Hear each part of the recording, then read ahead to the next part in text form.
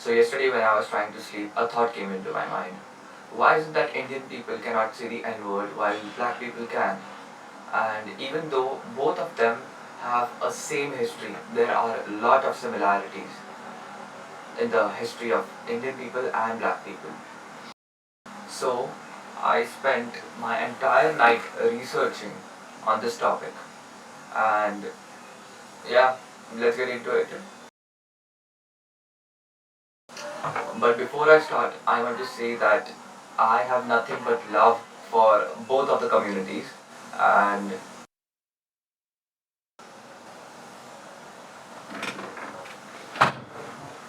yeah, so before I start, I just want to let you all know that I have nothing but love for both of these communities. So let's get into this. Okay, so both of the generations suffered damages which still exist to this day. These damages might be stereotypes or whatever, but there are still damages which exist today. You know the thing, right? Crumple the paper and say sorry, it still has those marks. First, exploitation of labor. Black people were forced to work in plantations and mines, while Indian people were taxed heavily and had to do labor work. So, black people were used as slaves, alright? Yeah, we got that out of the way. But in the case of Indian people, they had their resources and their land which they had cultivated, and their generations of family had cultivated for years, hundreds and thousands of years, taken away without probable cause. So it was rather a psychological destruction. So that is one similarity. Second, dehumanization. The colonizers and slave owners treated both groups as inferior to them. So that is a similarity between black people and Indian people. So yeah, the video has just started and we are already starting to see lots of similarities between these people. Also, an important point, racial stereotypes were spread across the media, education and politics, and that has left a lasting impression up till now. Third, loss of freedom. While black people were legally owned as property, Indian people, like I said, it was more of a psychological destruction. Also, both the groups had systems which controlled their movement, right, and opportunities. So, both of the groups did not have any freedom. Fourth, economic exploitation.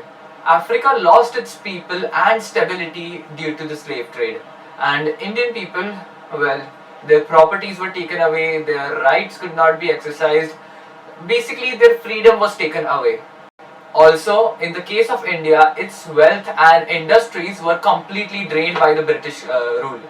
So, these were the economic exploitations which were inflicted upon both the types of people.